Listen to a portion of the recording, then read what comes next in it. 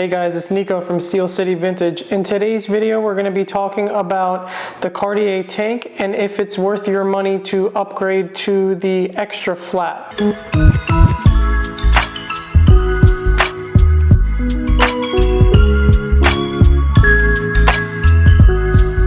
Now the Cartier Tank Extra Flat has also been referred to as the Extra Flat or the Ultra Thin. For all intents and purposes, they are synonymous with each other.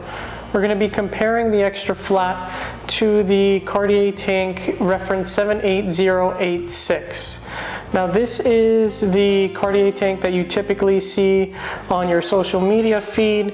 It's the one that came out in the 1970s and has the most in terms of examples out there. However, the footage is of my Cartier tank from 1968.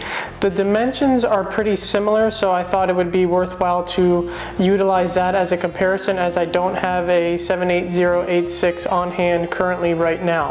Now for most people, that reference 78086, the Tank Louis Cartier, is the end-all be-all, and it's well worth that endgame level watch for many people. It's a fantastic watch. I've bought and sold many of them. It fits every situation. You can dress it up, you can dress it down. It's never been out of style. It'll never go out of style. It's a grail-worthy watch. There is, however, a premium when you pay up to get that extra flat. Typically, when you pay up for something, you want to know that you're getting more for your buck. Why am I paying that extra premium? What is coming back? Now, taking a look at the two examples, you can see that the original Cartier tank is already thin. It has a thin profile. By all intents and purposes, nobody would claim that this is a thick watch. Within this reference 78086, which came out in the 1970s, you're going to see a ETA caliber 78. Now we're comparing it to the Cartier Tank 78086 because this is the one, like I said, that you'll predominantly see on social media and will be the most readily accessible example. This is because in the 1970s, Cartier changed hands and really ramped up their production. Since this Cartier tank has the most examples, it's going to have the most accessible point of entry. Now, fitted within these watches is a ETA caliber 78. Now, taking a look at this watch, it has everything that you would want in a Cartier tank. You get the solid 18 karat yellow gold case. You have a enamel dial. You have a true blue sapphire cabochon crown. And the case construction, taking a look at it in general, is high quality. These ETA calibers are more than fit to do the job, and the finishing is okay. Moving along to the extra flat. In terms of movement, it's really going to depend on the exact watch that you get. Pre-1972, roughly, there was a Jaeger movement, the caliber 838. Rounding out the rest of the 70s, we lose the Jaeger hallmarks and that caliber 838 produced by Edmund Jaeger, and we transition to the Frederic Piguet caliber 21. When we compare that Frederic Piguet caliber 21 to that ETA caliber in the regular Cartier tank, we see that the finishing is a much higher degree. We can see a myriad of beveled edges and those wonderful Côtes de Genève. Now, moving along from the movement itself towards the case construction, it's really going to depend on which extra flat you ended up getting.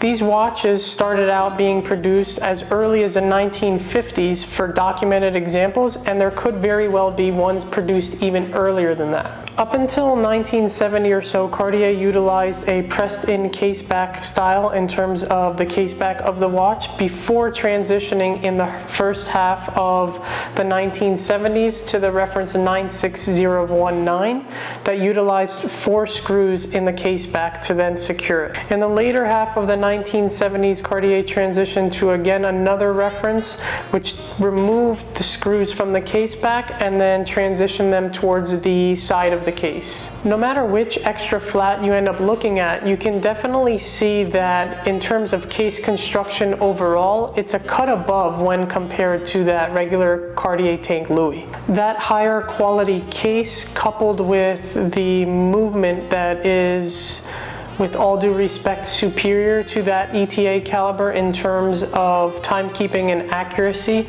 as well as finishing, would result in that premium that you end up seeing when you go to purchase one of these watches. In terms of experience on the wrist, I don't think that you'll see too much of a difference. Like I said, the regular Tank Louis is already a thin watch by all standards as it is.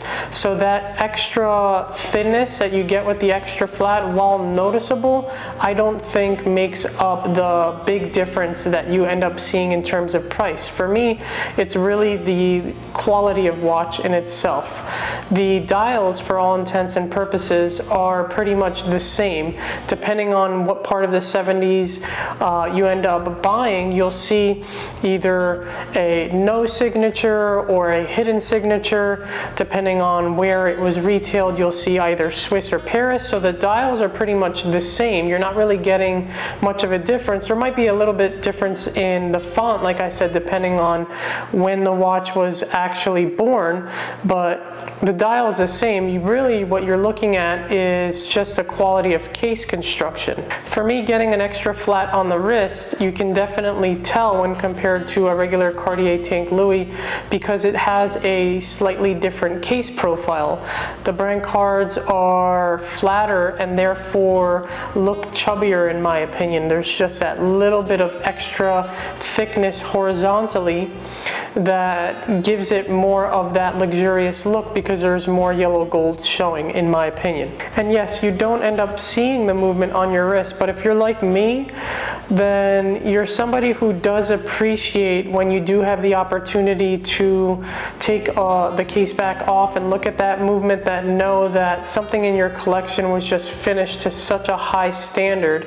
And like I said, even though you're not seeing it, when you're wearing it on the wrist, you can still imagine from the times that you have seen it, what's ticking under there and, making this thing beat. And then depending on the reference, the deployment buckle is also different.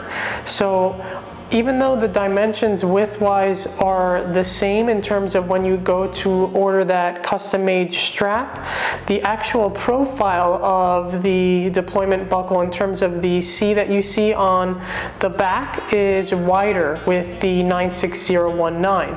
So if you're somebody who is really concerned about having a smaller watch on their wrist, that might also be a good choice for you because the strap does wear bigger because of that deployment buckle, the way it doesn't really taper like the other Cartier Tank Louis that aren't of the extra flat profile. I hope you guys found this video informative. I know that I really enjoyed shooting the footage for it. I'm just such a passionate fan of the brand, so having two of these beauties at the same time in order to get the footage together for you guys was a lot of fun for me. And then also I hope that you did find it informative in terms of helping shape your decision going forward. If you guys liked the video, please hit that like and subscribe button. I would really appreciate it. Thank you. Take care.